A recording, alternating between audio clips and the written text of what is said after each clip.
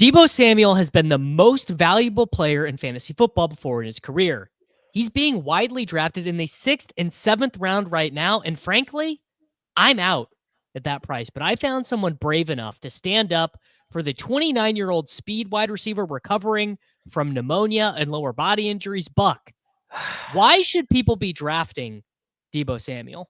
First of all, I can't believe you're out after witnessing the 49ers receiver wars where you were the Deebo stan. I was the Deebo guy. You were the guy. You were the guy, and you caped for him, and you said, I'm going to take the guy who can score 40 points in a week. That was the analysis, and I thought it was pretty good, but apparently you're out, so I have to convince you to get back in. So let's start at the beginning.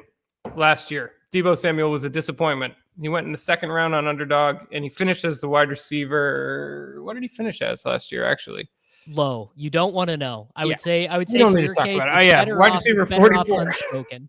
Wide receiver 44 last year in half PPR behind Quentin Johnston in the same amount of games. Hate to see it. Even off the field, the 49ers were a mess last year. The CMC debacle before the season, the IU cold-out saga, they had a middling offensive line. Kittle had recurring hamstring problems, and not least of all, Deebo had his own health issues. Deebo strained his calf in September, and he missed a game. He worked his way back for the next 2 games, and then he put up 19.2, and after that is where it gets really weird. He left the next game early with an illness and didn't record a catch or a target. Then the very next game, Deebo suffered a rib injury and went to the hospital and somehow got pneumonia. The dude got pneumonia. Let us remember that while Deebo is good at catching the football, though, we draft him because of what he's able to do with the football in his hands after the catch. Yards after the catch is what we normally hear cited, but yards after contact is the metric that I'm focusing on here because I think that's more specifically why we draft Deebo and why we're excited to draft Deebo in the past. It's what makes him who he is. He's an absolute beast. We all know what he can do on the field. He was wide receiver 2 in 2021. Next year, he missed 5 games. He finished super low. And he was wide receiver 12 in 2023 again. So of all receivers with at least 50 catches in 2024, Deebo was second behind only J-Mo in yards after contact per reception, despite all of the injury stuff and pneumonia. Deebo was 7th in yards after contact per game in 2024, tied with Neighbors and Devontae Adams. That's pretty good. That, to me, indicates that he can at least still do the thing that we drafted him for in the past. Where he finished in the 2024 in that yards after contract metric is similar to the past 2 years. In 2022 and 2023, he was at or near the top of the list for both YAC and yards after contact per game. The same is true for YAC per reception and yards after contact per reception. It's not that far off, even though he had a calf strain in September and got pneumonia in October. This dude was just not the same after that. He worked his way back, and at the end of the year, he put up a great game against the Dolphins for 20 Underdog points. And you fast forward an appropriate. Okay, but if I take away an 80-yard touchdown against the Seattle Seahawks, what happens to these numbers? Does it look good or bad? Well, let's find out. Good games, everybody sucks. Well, okay, that is slippery slope. You should always be wary when someone does that, by the way. I was making a consciously bad faith argument there. The reason to be out on Deebo Samuel has nothing to do. Frankly, it doesn't have much to do with how poor he was last year. If you guys remember the sequencing of events, October 21st, Deebo Samuel is taken to the hospital with fluid in his lungs. That was not the end of it. He did play against the Cowboys. He has a wrist injury. The wrist injury plagues him for the entire rest of the season. You go through all of his game logs here. He's going to be listed with a wrist, with an illness, with ribs, with oblique. He's injured. He's injured all year, right? Yeah. I actually don't think it is fair to look at Deebo's 2024 production, and that is the sole reason to be out on him. In fact, the fact that he racked up a 5 for 102, an 8 for the fact that he had the 7 for 96 against Miami, the fact that he did have that big game. I mean, even a little bit later in the year, things like were not that bad for him, right? Where I get very weary about Deebo Samuel is 2 things. The first being, this is like the exact archetype of player who hits a cliff and never comes back. A shorter, explosive play guy, right? This is not a guy who ever got crazy volume. His career high in receptions was all the way back in 2021. The NFL very different in 2021, by the way. NFL yards per play, league-wide, 7.8 that year, 48 points per game. Just very different. And of course, all of this is to kind of go by the big fact that Deebo's crazy good year in his NFL career was all touchdown based, where he scored 6 receiving touchdowns and he scored 8 rushing touchdowns. Right? That is the that was the year in 2021 where he basically won Yeah. fantasy football. Yeah. So the question you have to ask yourself is, does this look like the profile of a guy who is going to sun run some touchdowns? And I've done some analysis here for us over on StatHead. So this is single seasons from 2000 until now, age 28 or age 29 seasons. Player who played wide receiver, touchdowns over 4, yards per target less than 9, but receiving yards over 600. And I thought, okay, let's look at this and let's go, which one of these guys got better after this season? Where did guys go after this? Did guys get better? An example of actually a guy who did get better, Courtland Sutton. Courtland Sutton got better from his age 28 to his age 29 season. Do those guys play the same? Not so much. So let's kind of throw that one out. Lance Moore. Lance Moore is actually kind of an interesting one. A different style of player, but an efficiency style player. Did Lance Moore get any better after his age 28 season? He actually did. Actually had his season high in yardage at age 29. So if you want to cherry pick some examples of guys who got efficiency better after that age, yep. I mean, you can find them. I think by and large, these are mostly guys on the down slope of their career. Dwayne Bowe. Remember Dwayne Bowe? Oh my God, do I ever? Remember Pierre Garcon. Remember Patrick Creighton. Remember Eddie Royal. Lots of guys that this was actually kind of their last hurrah. Yeah. I'm not using this to bury Deebo Samuel, but what I would say is the balance of power in history would tell me that a guy of this archetype who scored a bunch of touchdowns but is not a volume hog is likely to be overvalued. Now you got to tell me, where do the touchdowns come from, Buck? Well, I'm going to tell you. First of all, it doesn't. I mean, I know you say that you're out on Deebo Samuel, but I can just see in your eyes that you still love this man. This is a true. I'm Fox Mulder right now, or no, I guess I'm more Dana Scully. I want to believe, but I don't believe. Let me help you. I want to believe. Let me help you in the only way I know how, which is to skew stats for my own argument. So we fast forward an appropriate amount of pneumonia recovery time, and here we are. Famously, I'm not a doctor, but I assume he's healed. He gets traded to the Commanders, which is, in my opinion, an absolute smash landing spot for this guy. I think this is like a horrible landing spot. Let me go. Let me go. You got to let me listen. You can't say that before I say anything. All right. He immediately slides in as the 1B receiving option alongside Terry, who I do have a soft spot for, but he's definitely got some detractors like you who make decent points about his ability. So I think he's kind of a perfect stylistic complement for Terry, for one.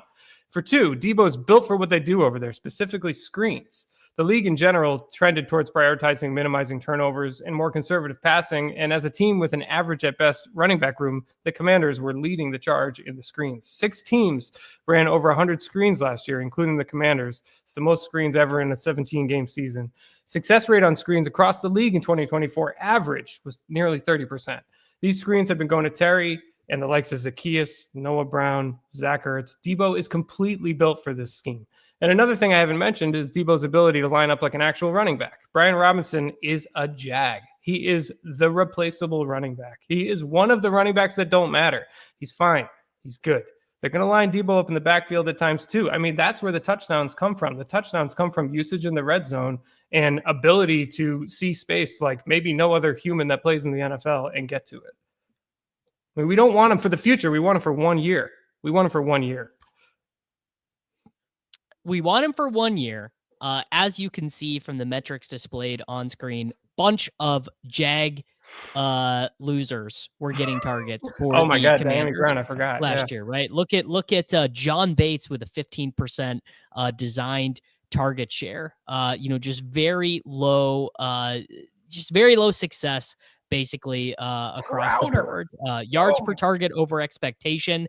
We have Noah Brown, Zach Ertz, Luke McCaffrey, Ben Sinnott, John Bates, Jamison Crowder, KJ Osborne, Bryson Tremaine, and a guy whose name I just learned, Colson Yankoff, is all below yards per target. That's a fake person. That is not It's a real person. it is a fake person. So if the argument is Deebo has lost the step as a player, but is now going into an offense that is able to make chicken salad out of chicken shit, as it were, and Deebo is better than all of these guys last year, I can theoretically buy it. Okay. All right. Well, Where I get lost is the idea that I do think Deebo probably takes a good chunk out of McLaurin's all the screens and stuff. Like I think those are more yeah. natural Deebo targets than Yes. they are McLaurin targets. Where I get a little bit lost is I don't know if that is going to sustain over the course of the year. I feel like Deebo is at age 29 coming off a pneumonia, oblique wrist, that we are heading into. Deebo Samuel becomes a remember that guy Oh, sooner rather than later. And this Mike Clay projection, 26 rushes, 116 rushing yards, 2 touchdowns, 90 targets, 58 receptions, 820 yards, which honestly on 58 receptions seems sort of generous. it's 4 not that touchdowns. bad. It's really not Good that bad. for 185 PPR points. That is wide receiver 41. Keeping in mind, all these projection bands are very close. I bet that is super close to wide receiver 30 inside Yes. of Clay's projections. It becomes a pure touchdown bet. The way I'm approaching Deebo is I think he probably is pretty good when you already have Jaden Daniels. Mm-hmm. Outside of Jaden Daniels stuff, it's hard for me to imagine. Like, I think probably what happens is he'll have like 2 games that are vintage Deebo games where he scores 27 points or whatever.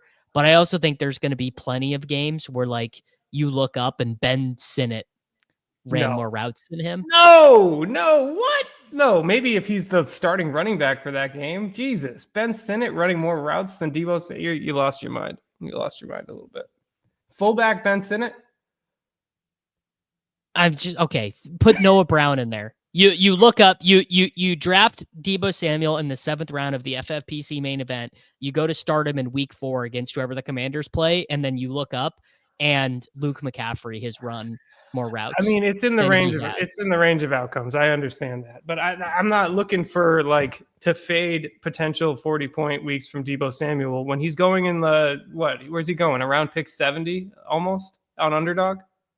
Like that's really the framework for the whole conversation is the guy's kind of cheap. So my framework would be that there are at least 5 guys at the wide receiver position who go after him who I think have better floors and similar ceilings. So Let's talk about it. That is the big difference for me. I mean, obviously I think the first one is his former teammate Ricky Pearsall in San Francisco. I think that Matthew Golden and Jaden Reed. I think Jaden Reed is actually a very he's the same bet, right? It's a guy who's only going to run 60% of the routes, but he just smokes a bunch of touchdowns. Yeah, but he's also like 30 pounds less and has never done it. And Deebo's done it multiple times and is a freaking beast. And Jaden Reed just got cucked by Savion Williams, and they just drafted a number 1 wide receiver on his team. Well, yeah, sure. Take Matthew Golden. I'm taking a lot of Golden. I'm not gonna talk about Golden negatively. Also, not inconceivable to me that Brandon Ayuk, who we actually did our very first video on, Brandon Ayuk is going to be unhealthy to start the year. Probably not going to play until week 7, so that means you have to do different things with your best ball teams. But not inconceivable to me that Ayuk just scores more points per game in games that I agree. I agree too, because I mean, there's a reason we led with that video. You know, I feel very strongly about that. So I'm with you on that, but I will posit to you that you don't only need to take one of these guys. Official recommendation. Official recommendation is stacks only for me. I think that I don't have Deebo. I have Deebo ranked like kind of whatever. I prefer Jennings by a lot. I prefer Olave by a lot. I think he's mostly fine, but I think he frankly has the lowest floor of any wide receiver going. And I think he and Cooper Kupp have the same floor of being literal stone zeros. Man, I can't believe you're talking about someone who plays 2 positions on offense like this. It's so disrespectful. I just can't even believe it. You're the Deebo guy. I got to bring you back. You've changed. Last year changed you. And I'm happy to be Bayesian about it. If we're getting really good reports, Deebo looks great. Even in season for BRs and for DFS stuff. If Deebo looks vintage, breaking tackles, getting some rushes, I'm happy to change my mind. But with the information available right now, it's hard for him to make him a core part of my strategy. All right, look forward in your mind just a couple months. What do you think Deebo's line is going to be for yards week 1? 45 and a half. 45 and a half? Yeah. I think it'll probably be 54 and a half scrimmage yards. What about rushing? I'm 9.5 scrimmage yards. Okay, 54 and a half scrimmage yards. Okay, well, I'm of the opinion it'll be more than that, but you might be right. We will find out. Folks, that's going to do it for us here. Make sure that you like the video. Make sure that you're subscribed to the channel for daily fantasy football videos, and we'll be back next week.